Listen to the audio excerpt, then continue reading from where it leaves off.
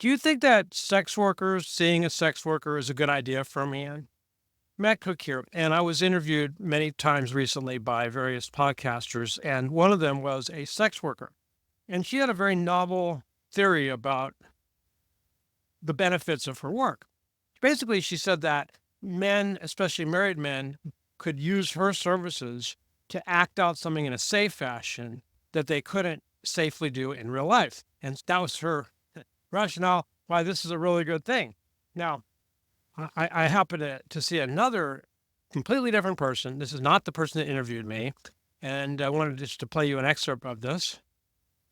In me, which for some of these men, especially the ones that have been married for 20 years in sexless marriages, like this can be really healing and therapeutic for them.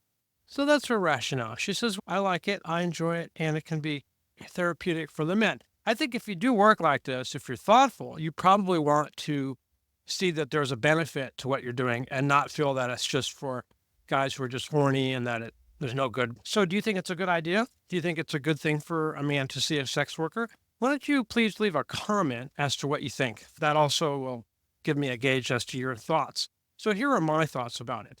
I think that seeing a sex worker can take the place of fixing the problems in your life. Now, if you're rich and you don't want any entanglements and you just want to, as one of my friends put it, empty the pipe sometimes, that's great. I don't have a problem with that particularly. But I think for most men, are not in that position and they have a relationship in their life and it's become sexless. It's become really bad. And this other woman here, the one that I was just showing you on the screen, she thinks that this helps keep people together. And maybe she's right. And it probably saves marriages. Maybe it does save marriages. I don't know. However, what really saves your marriage is fixing the reason that it's sexless. That's the real issue.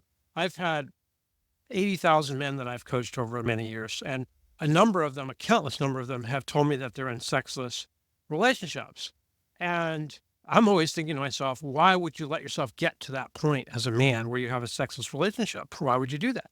I could certainly understand a period where you're going through a dry spell because she's got some kind of a problem, maybe a female problem, or maybe one of you is contagious, or one of you is undergoing some kind of medical treatment that's interfering. But there's absolutely no reason as a man that you should not be having regular sex. Even men that have ED, who I very often coach, I show these men how they can have intercourse immediately, anytime, any place, regardless of what is happening or not happening, down totally fine, easy peasy, always to be having it. I remember I had a couple, both of whom were severely diabetic, probably obese. I never saw them, but I suspect that they were.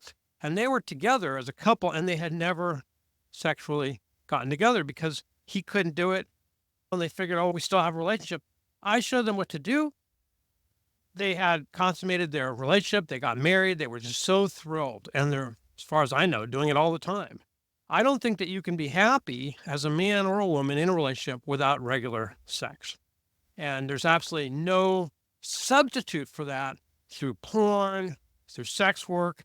The only thing that's going to do is it's going to mean that the problem is somewhat set aside. You're not solving the issue. You're simply, perpetuating it.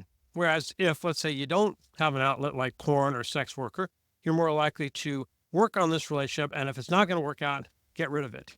And that's what I suggest. I suggest that you don't let yourself be in a sexless relationship, that you don't use outlets like porn or sex workers, that instead that you address the relationship and either get it fixed so you're having a great sex life again, or move on to a different, new relationship with lots of sex.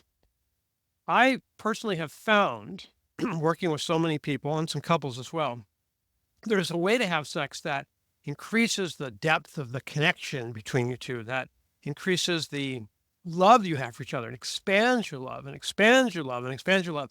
And this is not the general method that most people follow when they're having sex. Most people follow the climbing the hill and then that's it. Could be a 3-minute act, a 5-minute act. Usually it's pretty short. It's not very satisfactory to the woman because she may be just getting going when the guy's finished. So that's one issue. And the other issue is the model of sex, where it's looked at as a relief. You have a pent up need for it. There's that discharge. There's the relief, and then you start building up for the next time. I don't think that's a very good model. I think a better model is lots of sex, lots of cuddling, lots of being together, lots of physical interaction, being very close to each other all the time. And what this does is it tends to build the hormone oxytocin, and it leads to an incredibly good long-term relationship, incredibly good. And if that's what you want, that's what you should go for. And I wouldn't accept anything less. I wouldn't do that. If you like this video, please hit the like button and subscribe to my channel. And what I'd like to suggest that you do is head over to dailymedicaldiscoveries.com. I have a daily newsletter that is a little bit too much for this outlet here because they're not going to allow me to say those things here, but you can get them through email.